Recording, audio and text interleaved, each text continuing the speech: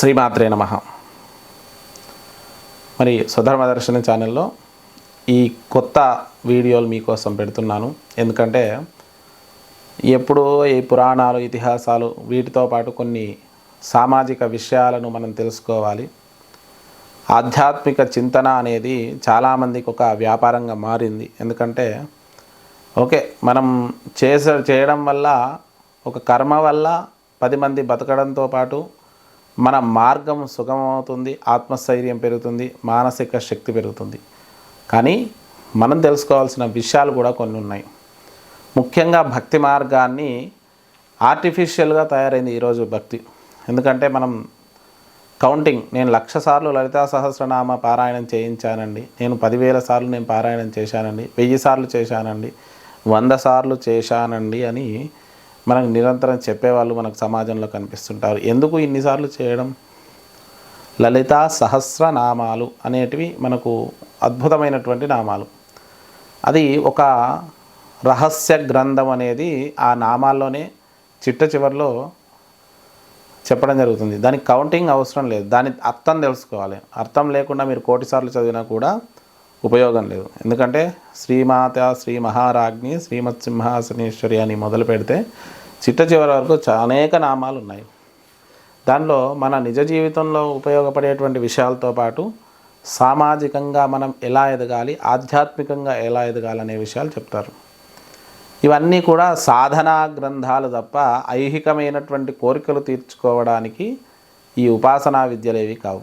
ఎందుకంటే కాకపోతే మీకు ఇక్కడ అమ్మవారి ఉపాసన ఏంటంటే భోగము మోక్షం రెండు ఇస్తుంది. బతికున్నప్పుడు సుఖాలను ఇస్తుంది, మోక్షాన్ని ఇస్తుంది. కానీ ఇనీషియల్గా మనం ఒక లిస్టు తీసుకొని వెళ్ళి దేవుడి దగ్గరికి వెళ్ళడం అనేది, ఆ లిస్టు చాలా పెద్దగా ఉంటుంది. మన కోరికల లిస్టు ఏంటంటే ఆ స్వామివారికి, అమ్మవారికి కానీ స్వామివారికి కానీ ఇంకా ఏ దేవతను ఆరాధించినా కూడా ఇంత పెద్ద లిస్టు ఉంటుంది.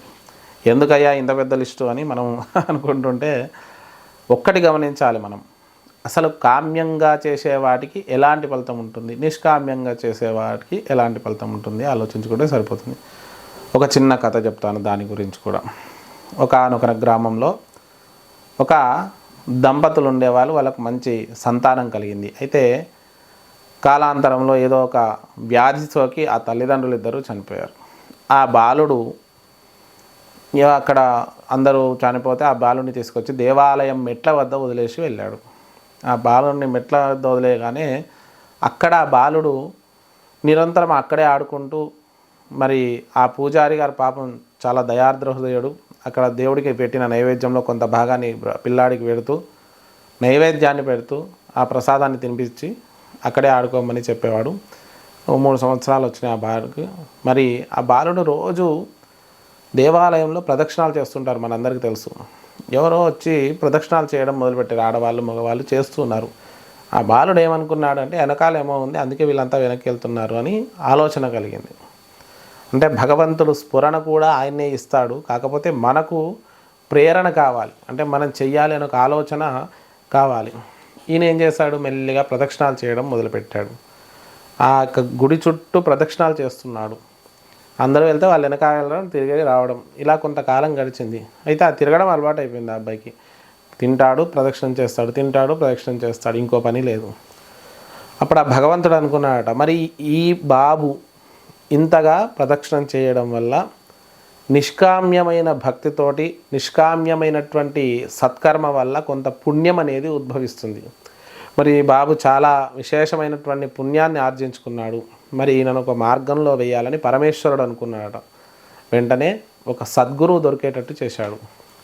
జీవితంలో మంచి గురువు దొరకడం అనేది అదృష్టం. ఆ గురువు మనకు మంచి మార్గాన్ని, మంచి జీవనాన్ని అందిస్తాడు. కాబట్టి సద్గురువును మనం ఎంచుకున్నా, ఆ గురువుగారు మనల్ని ఎంచుకున్నా కూడా మనం యోగ్యులమే అవుతాం.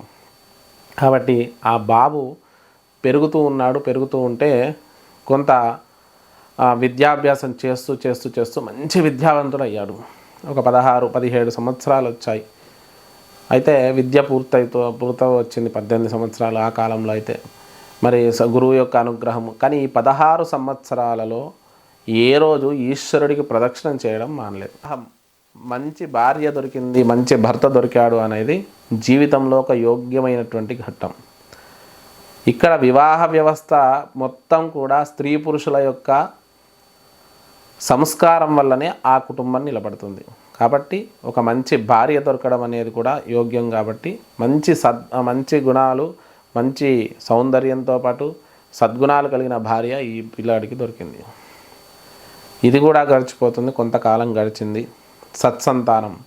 అపుత్రస్య గతిర్నాస్తి అన్నారు. అపుత్రస్య అంటే పుత్రులు లేనివాడికి గతులు నాస్తి. కానీ కుపుత్రస్య వంశమే నాస్తి. వంశమే ఉండదు. కుపుత్రులు అంటే పనికిరాని కొడుకులు పుట్టారనుకోండి, ఆ వంశంలో ఆ వంశాన్ని సర్వనాశనం చేసేదాకా వాళ్ళు నిద్రపోరు.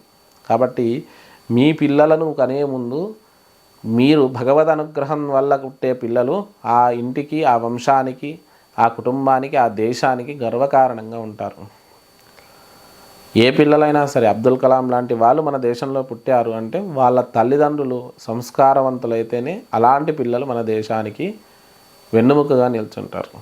అదేంటండి సనాతన ధర్మం అంటారు, మరి అబ్దుల్ కలాం అంటారంటే ఏ జాతిలో ఏ మతంలో అయినా సరే భగవద్ అనుగ్రహం ఒకటి, రెండవది సన్మార్గంలో నడుచుకునే వాళ్ళు ధర్మానికి అతీతులు. అంటే నిజాయితీగా నిక్కచ్చిగా బతకడం అనేది చాలామందికి కష్టమైంది. కాబట్టి అలాంటి బతికిన వాళ్ళు, ఆయన చనిపోయే వరకు కూడా ఏం సంపాదించుకోలేదు అలాంటి మహానుభావులు, చాలా ఇష్టమైన వ్యక్తి. కాబట్టి మంచి సంతానం కలగడం వల్ల ఆ వంశవృద్ధితో పాటు మన కుటుంబ వృద్ధి, దేశానికి కూడా వెన్నుముకలు యువకులే. కాబట్టి అలాంటి సంతానం కలిగింది.